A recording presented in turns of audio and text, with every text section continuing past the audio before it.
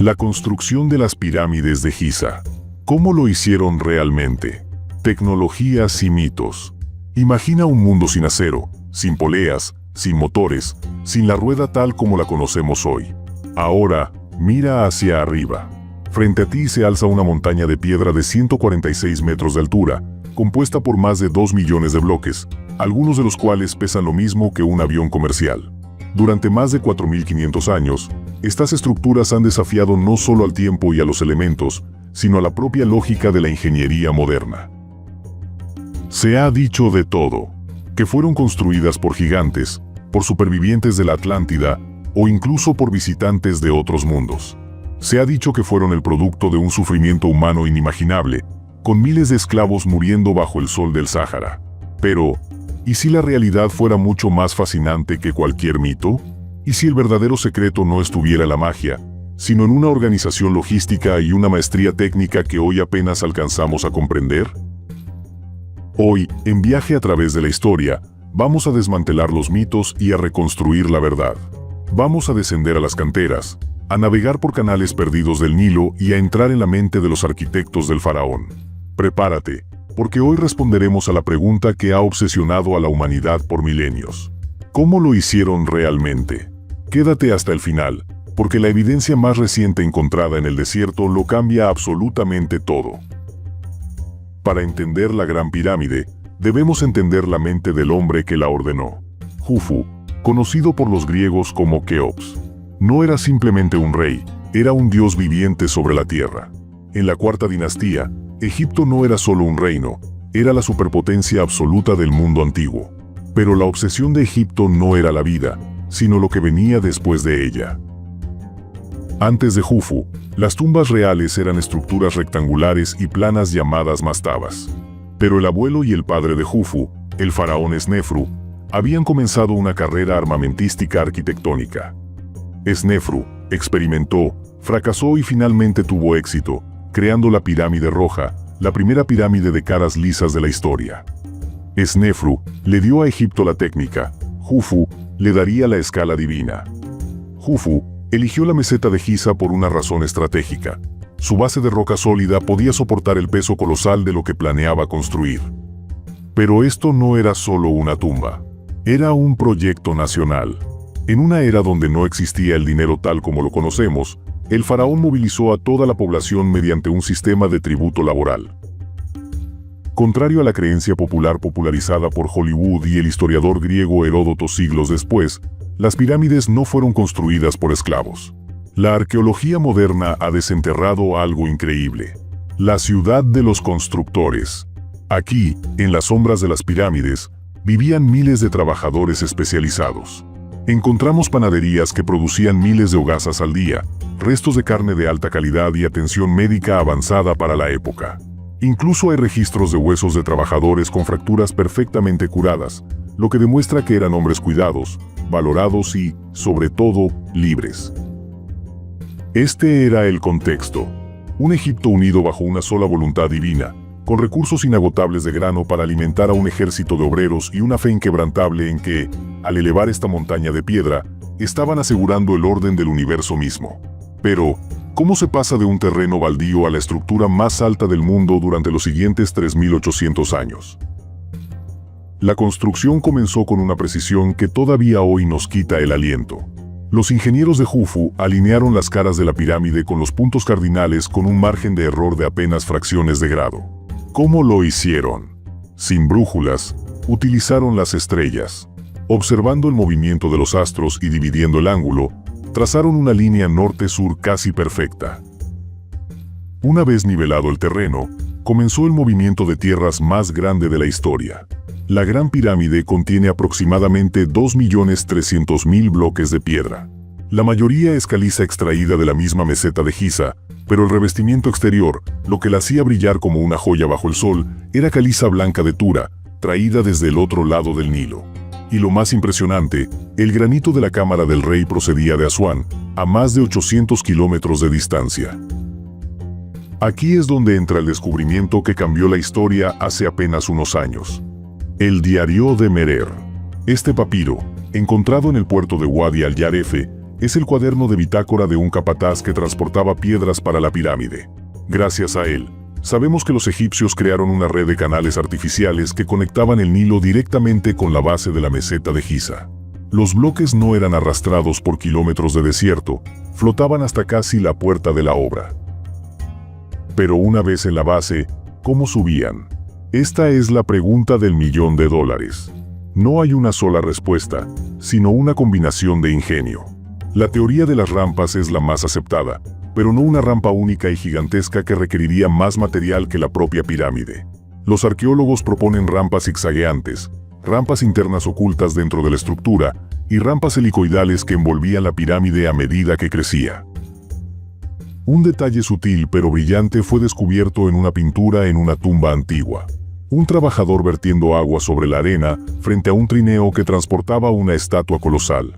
Durante décadas, se pensó que era un gesto ceremonial. Hoy sabemos que es física pura. Al humedecer la arena en la proporción justa, se reduce la fricción a la mitad, permitiendo que un grupo de hombres mueva bloques que hoy nos parecerían imposibles de desplazar sin grúas hidráulicas. Mientras la estructura crecía, el interior se convertía en una obra maestra de la arquitectura de presión. La cámara del rey, situada en el corazón de la pirámide, está techada con vigas de granito de 80 toneladas cada una, para evitar que el peso de los millones de toneladas superiores colapsara la cámara. Los arquitectos diseñaron cámaras de descarga, espacios vacíos escalonados que desvían el peso hacia los lados. Es un diseño que demuestra un conocimiento profundo de la física de cargas milenios antes de que existieran los libros de ingeniería. El apogeo de la construcción fue un espectáculo visual sin igual. En su día, la pirámide no se veía como la vemos hoy. Estaba cubierta por una capa de caliza blanca pulida tan suave que las juntas eran invisibles a simple vista. En la cima, el piramidión, posiblemente recubierto de oro o electro, capturaba los primeros rayos del sol, convirtiendo a la pirámide en un faro que podía verse desde kilómetros de distancia. Era, literalmente, una montaña de luz. Pero el costo de este apogeo no era solo material. Era el esfuerzo coordinado de una nación entera. Se calcula que unos 20.000 hombres trabajaban en rotaciones, no como esclavos, sino como ciudadanos cumpliendo un deber religioso y civil. El éxito de Giza fue el éxito del Estado egipcio. La pirámide fue el motor que impulsó la economía, la burocracia y la identidad de Egipto. Pero no todo fue gloria y precisión. La construcción de las pirámides llevó al antiguo Egipto al límite de sus capacidades. Imaginen la presión sobre Gemi-Unu, el arquitecto. Cada error de cálculo podía significar el colapso de la estructura y la deshonra eterna. Se han encontrado pruebas de que, a medida que la pirámide ganaba altura, el diseño tuvo que ser modificado sobre la marcha. Pasadizos que fueron sellados, cámaras que fueron abandonadas para construir otras más arriba. La construcción de la Gran Pirámide fue una batalla constante contra la gravedad y el tiempo. Jufu murió después de 23 años de reinado. Cuando su cuerpo fue depositado en el sarcófago de granito rojo en la cámara del rey, la pirámide fue sellada. Se cree que bloques de granito masivos fueron deslizados por los canales internos para bloquear el acceso para siempre. Pero el siempre de los faraones duró menos de lo esperado. El desenlace de la historia de las pirámides no es uno de triunfo eterno, sino de lucha contra la codicia humana. A pesar de todas las precauciones, los ingeniosos sistemas de bloqueo y las maldiciones, las pirámides fueron saqueadas. Cuando los califas árabes entraron en la Gran Pirámide en el siglo IX después de Cristo, no encontraron tesoros, ni momias, ni oro. El interior ya había sido vaciado por ladrones de tumbas siglos antes, quizás incluso durante los periodos de inestabilidad política del propio Egipto antiguo. La mayor crisis, sin embargo, no fue el robo del oro, sino el desmantelamiento de su belleza. Durante la Edad Media, gran parte del revestimiento de caliza blanca de Tura fue arrancado por los gobernantes del Cairo para construir mezquitas y palacios.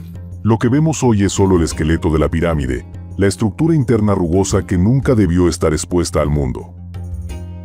El colapso del reino antiguo, poco después de la era de los grandes constructores de pirámides, a menudo se ha vinculado al agotamiento económico provocado por estos proyectos monumentales. Aunque es una teoría debatida, es innegable que Egipto nunca volvió a construir nada de tal magnitud. Las pirámides posteriores fueron más pequeñas, con núcleos de adobe que no resistieron el paso del tiempo. Giza fue el clímax, Un momento de perfección técnica y unidad social que se desvaneció, dejando solo estas montañas de piedra como testigos mudos.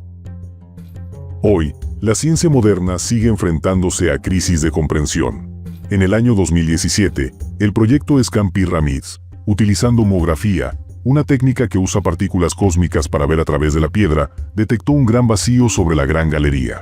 Un espacio masivo del que nadie sabía nada. ¿Es otra cámara de descarga? ¿Es el verdadero lugar de descanso de Jufu? ¿O es simplemente un vacío estructural necesario para la estabilidad? El hecho de que después de 4.500 años sigamos encontrando habitaciones secretas es el recordatorio definitivo de que los egipcios siempre van un paso por delante de nosotros. Al final, la Gran Pirámide no es solo un monumento a un rey muerto. Es un monumento al potencial humano. Nos recuerda que, con organización, observación de la naturaleza y una voluntad inquebrantable, nuestra especie es capaz de crear lo que parece imposible. Los mitos de alienígenas o tecnologías perdidas a menudo subestiman la brillantez de nuestros antepasados. No necesitaron magia, necesitaron matemáticas, sudor y una visión que trascendiera su propia vida. Hoy, las pirámides siguen siendo el puente entre el mundo antiguo y el moderno. Han visto caer imperios, nacer religiones y el surgimiento de la tecnología digital.